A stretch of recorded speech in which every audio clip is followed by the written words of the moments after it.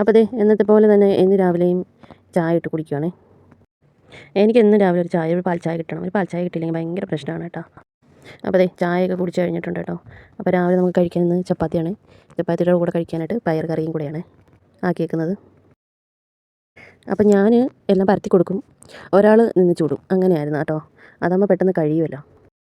അപ്പോൾ ചപ്പാത്തി ഉണ്ടാക്കുന്ന ദിവസങ്ങളിൽ സമയം ഇങ്ങനെ പോകും. അപ്പോൾ സമയം അങ്ങനെ പോവുകയും ചെയ്യും. വേറെ എന്തെങ്കിലും വിചാരിച്ച കാര്യങ്ങൾ നമുക്ക് ചെയ്യാനും പറ്റത്തില്ല. അതാണ് ഈ ചപ്പാത്തി ഉണ്ടാക്കുന്ന ദിവസങ്ങളിൽ സമയം പോകുന്നേ അറിയത്തില്ല. അപ്പോൾ ദേ ചപ്പാത്തി ഉണ്ടാക്കി വന്നപ്പോഴത്തേക്കും നമുക്ക് ചെടിക്ക് വെള്ളം കൊടുക്കാൻ കുറേ താമസിച്ചു കേട്ടോ. നന്നായിട്ട് വെയിലൊതിച്ച് വന്നപ്പോഴാണ് നമ്മൾ ചെടിക്ക് വെള്ളം കൊടുത്തത്. പിന്നെ ഇന്നലെ വൈകുന്നേരം വെള്ളം കൊടുത്തതുകൊണ്ട് ചെടിക്കൊന്നും അത്ര വാടകം സംഭവിച്ചിട്ടുമില്ല. അപ്പോൾ ചെടിക്ക് വെള്ളം കൊടുത്തുകൊണ്ടിരുന്നപ്പോഴത്തേക്കിനാണ് നമ്മുടെ വീട്ടിലോട്ട് ഒരാൾ കക്കായിട്ട് വന്നു കേട്ടോ. അപ്പോൾ പിന്നെ അതവിടെ നിർത്തിയിട്ട് പിന്നെ ഞാൻ പോയി അത് വാങ്ങിയിട്ട് വന്നു. അപ്പോൾ നമുക്കിന്ന് കക്കായും കിട്ടി. പിന്നെ ഇന്നലെ വൈകുന്നേരം വാങ്ങി ഞണ്ട് കിട്ടും കേട്ടോ കറി വെക്കാൻ.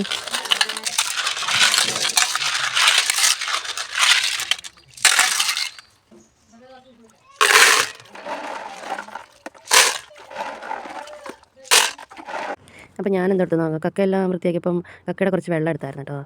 അപ്പോൾ ആ വെള്ളം വെച്ചിട്ട് ഞാൻ ഇന്നൊരു കറി ഉണ്ടാക്കി. ഒരു രസം മോഡൽ, ഒരു രസമെന്ന് പറയും, കക്കാപ്പുളി എന്ന് പറയും. അപ്പോൾ കക്കായ്ക്ക് ഇവിടെയൊക്കെ ഉള്ള ഒരു ഇളമ്പക്ക എന്നാണ് പറയുന്നത് കേട്ടോ. അപ്പോൾ അത് വെച്ചിട്ട് തോരനുമാക്കി, ഞണ്ട് വറുത്തരച്ച് കറിയും ആക്കിയിട്ടുണ്ട്. അപ്പോൾ ഇതാണ് ഉച്ചയ്ക്കൽ നമ്മുടെ കറികൾ കേട്ടോ.